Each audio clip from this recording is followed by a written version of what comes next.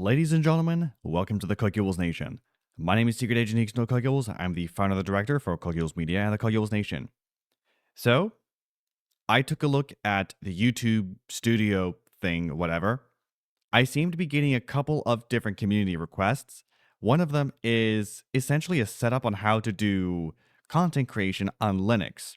So I'm going to go from 3 to 1. I got another idea for a community request on how to do essentially some other operating systems like Void or NixOS, though there could be some others.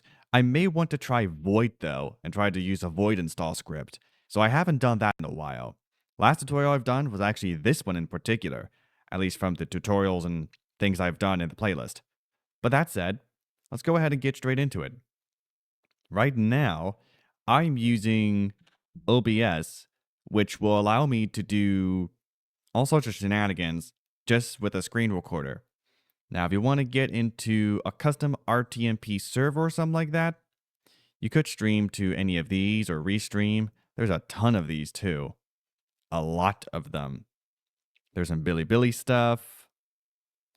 A lot of spicy sites you could do. It's insane. But there's VRCDN. There's Who Watch. A couple YouTube things there. It's a lot.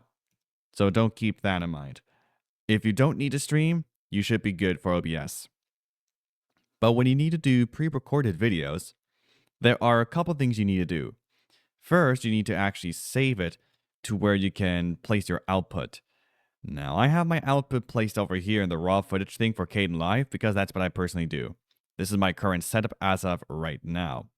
Encoding is also pretty good too. So then, after that, I will go into Kdenlive, and I am on the latest version of Kdenlive, which as of right now is version 25. That was quick.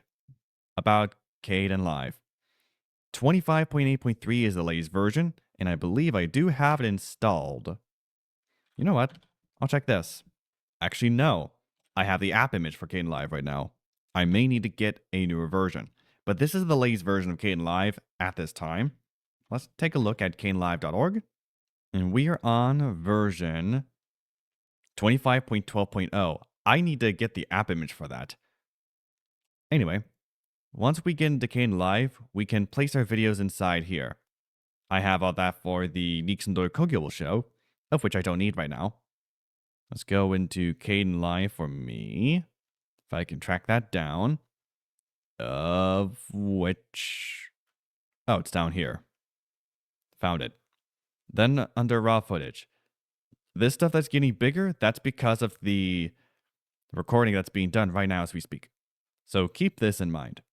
Once you get that in there, you'll be able to do your standard video editing. And then once rendered, with all the effects that you have, these are the effects I tend to use, both audio and video effects.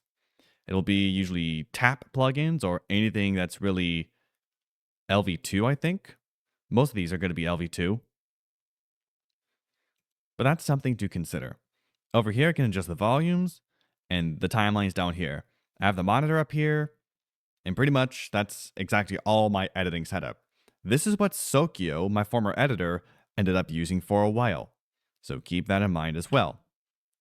Finally, you need to get a web browser in order to actually upload these videos. But you do want fast internet. Not fast as in gigabit, you don't really need that. You need it to be in a good megabit range. Now, unfortunately, I don't have that right now because I live in a rural area. That's all I will say. I live in a rural area. So I have to head to an undisclosed location which has faster internet than what I have in this location. So that is something to keep in mind. Should probably take care of that. But otherwise, that's pretty much it. That's pretty much what I do. Again, you can just go into the settings. If you want to do streaming, you could do a whole butt ton. You could even do restream or RTMPS or something like that. However, I'd rather a separate server. AirMax has a video on that. However, I could not find the video in time for recording this. So otherwise, I think that's going to be it from there. Now, if we have a streaming PC connected to some sort of capture card or something like that, then I think that should be okay for the most part. But that said, I think I'm just going to go ahead and end the video here. Thank you, and good night.